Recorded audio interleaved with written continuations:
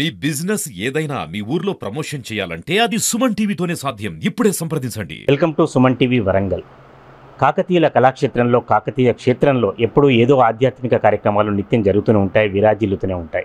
ఇటువంటి పరిస్థితులలో మనం హన్మకొండలోని రామ్నగర్లో గల భువనేశ్వరి దేవాలయంలో ఉన్నాం. చాలా ప్రసిద్ధిగాంచిన దేవాలయం. నిత్యం ప్రతి కార్యక్రమాలు కూడా ప్రతి పర్వదినాల్లో కూడా ఇక్కడ విశేష పూజలు జరుగుతుంటాయి. ఇటువంటి పరిస్థితుల్లో గతంలో అనేక కార్యక్రమాలు భువనేశ్వరి ఆలయంలో చైర్మన్ నాయకత్వంలో నోకియా రాము ఆధ్వర్యంలో కార్యక్రమాలు జరిగాయి. ఇప్పుడు కూడా మహారుద్రాభిషేక శతచండీ యాగాన్ని తలపెట్టారు. శతచండీ యాగం చేయడం అనేది ఒక నిజానికి ప్రధానమైన ప్రక్రియ, ఎక్కడ కూడా జరగదు. అటువంటి పరిస్థితుల్లో శతచండీ యాగం విధుశేఖర భారతి స్వామివారి ప్రత్యక్ష పర్యవేక్షణలో ఈ కార్యక్రమం జరుగుతుంది. 4 రోజుల కార్యక్రమాలలో ఏమేం చేయబోతున్నారు, ఈ కార్యక్రమానికి ఎవరు ప్రముఖులు వస్తున్నారు, స్వామివారి పర్యవేక్షణలో ఏం కార్యక్రమాలు జరుగుతాయి, భక్తులందరూ కూడా రావడానికి అవకాశం ఉంటుందా, ఇవన్నీ విశేషాలు వారిని అడిగి తెలుసుకుందాం. స్వామి, ముందుగా రేపటి నుంచి స్టార్ట్ అయ్యే కార్యక్రమాల్లో రేపటి నుంచేనా? శ్రీమాత్రి నమః, శ్రీ గురుభ్యో నమః. రామ్నగర్ భువనేశ్వర దేవాలయంలో ఈ దేవాలయ నిర్మాణం ముందు 2018లో శతచండీ యాగం ఇక్కడ చేయడం జరిగింది.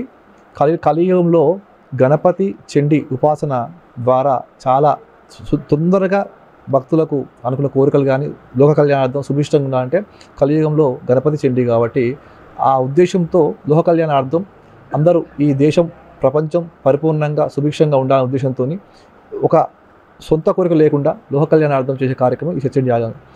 రేపు 15వ తారీఖు ఇక్కడ ఈ భువనేశ్వర దేవాలయంలో మొదలు 7 గంటలకు గణపతి పూజతో ప్రారంభమై పుణ్యవచనంతో ఈ యాగ క్రతువు ప్రారంభమవుతుంది. దీనికి జగద్గురులు విధుశేఖర భారతి మహాస్వామి వారు మొన్న తెలంగాణ పర్యటన వచ్చినప్పుడు ఈ కార్యక్రమానికి ఆశీస్సులు అందజేశారు. అలాగే గురువులు శ్రీ విద్యా ఉపాసకులు విఠాల వెంకటరామ శాస్త్రి గారి పెట్టిన ముహూర్తము, ఈ ప్రధాన అర్చకులు దేవాలయ ప్రధాన అర్చకులు ఎన్నో ప్రదర్శనలు గావించిన వ్యక్తి, గొప్ప వ్యక్తి బ్రహ్మణపల్లి మధుశర్మ గారి బ్రహ్మత్వంతో ఈ కార్యక్రమం సాగుతుంది. అలాగే 15వ తారీఖు ఈ పూజ ప్రారంభమైన అనంతరం సాయంత్రం పొద్దున సాయంత్రము విశేష పూజలు ఉంటాయి.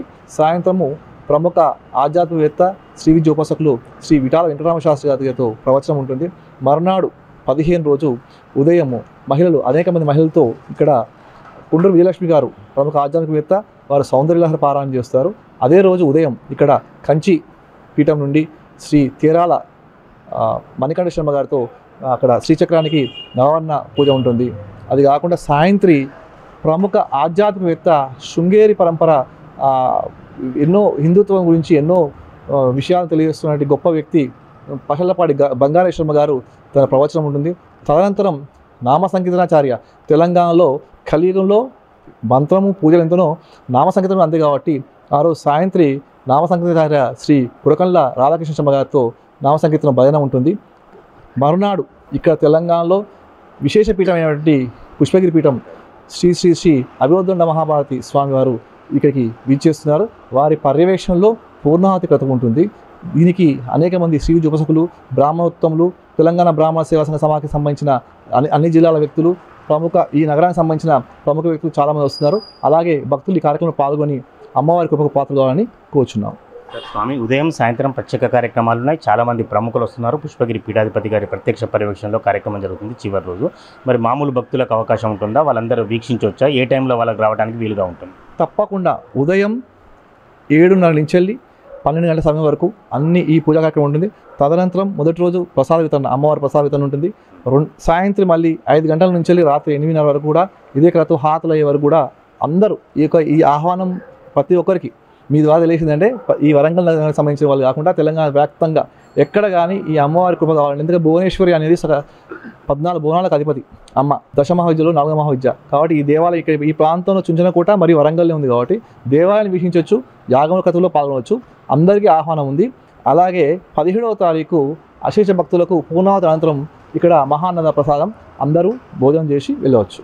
శతచండీ యాగం చేయడం అనేది కొంచెం తక్కువగానే ఉంటుంది, ఎందుకంటే ఒక వ్యయ ప్రయాసలతో కూడుకున్న కార్యక్రమం కాబట్టి. మీరు ఎందుకు తలపెట్టారు ఈ కార్యక్రమాన్ని? లోక కళ్యాణార్థం 2018 చేశాను. అప్పుడే అనుకున్నాను దేవాలయ నిర్మాణానంతరం ఇక్కడ అమ్మవారిలో శక్తి పెరిగి, ఈ క్రతువుల వల్ల అమ్మవారిలో శక్తి పెరిగి వచ్చే భక్తుల కోరికలు నెరవేరడానికి తొందరగా ఉంటుంది నా ఉద్దేశంతో.